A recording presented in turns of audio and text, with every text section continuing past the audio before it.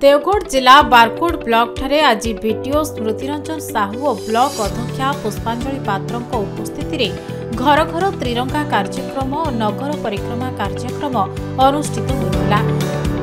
देवगढ़ जिला barcode block ठारे video Smrutiranjan Sahu और ब्लॉक अध्यक्षा पुष्पांजलि पात्र भारतीय जनता पार्टी कोऑर्डिनेटर पूर्वतन barcode block vice chairman Shri Harmohan पाणी उपस्थित घरे घरे त्रिरंगा कार्यक्रम शुभारंभ होता। आमर 12 तारिख रु हर घर तिरंगा कार्यक्रम आरंभ हो सबू घर घर को आम नेशनल फ्लैग देचु घरे लगे यही उत्सव को पालन करेंगे। प्लस आमर आज ब्लॉक आउ पंचायत लेवल रैली सरीगला आउ पंचायत लेवल भी स्कूल स्तरीय कंपटीशन आउ अमृत सरोवर में पालन हम यही महोत्सव समस्त पीओ मान को इंस्ट्रक्शन दिखाई से करेंगे। आम ब्लॉक लेवल आज प्रोग्राम हो रैली हम आउ से आमर जो ब्लॉक संयोजक पाणी बाबू अच्छा से भी उपस्थित रहे। आम चेयरमैन महोदय रहे वाइस चेयरमैन रहे अनुरोध कराई समस्त रहे।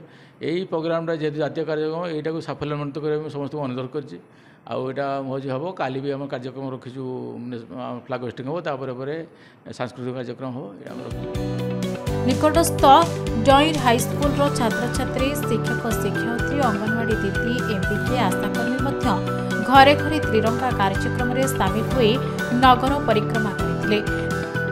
वर्तमान घर घर कार्यक्रम संयोजक दायित्व दिखाई मो आज 14 तारिख आज आमर ब्लॉक तरफ कार्यक्रम एटा घर घर त्रिरंगार गोटे यात्रा त्रिरंगा यात्रा आज अनुष्ठित हो विगत दिन 9 रु 14 प्रधानमंत्री नारा थिला जे 9 रु 15 पर्यंत आमरी त्रिरंगा यात्रा को सफल करने आमे समस्ते भारतीय जनता पार्टी तरफ 9 रु ताको कार्यक्रम गाँ गंडा प्रत्येक घरे केमिति आमर जातीय पताका उड़ीबो एवं प्रत्येक लोकों को सचेतन करिबा जे भारत स्वाधीन हला परठारु दीर्घ दिन हला ये कार्यक्रम हो नथिला किंतु आमर यशस्वी प्रधानमंत्री नरेंद्र मोदी आसिला परे ए कार्यक्रम को त्वरान्वित करछन। एठी गोटे भाईचारार संपर्क रोची एठी समस्ते सर्व जाति धर्म निर्विशेष रे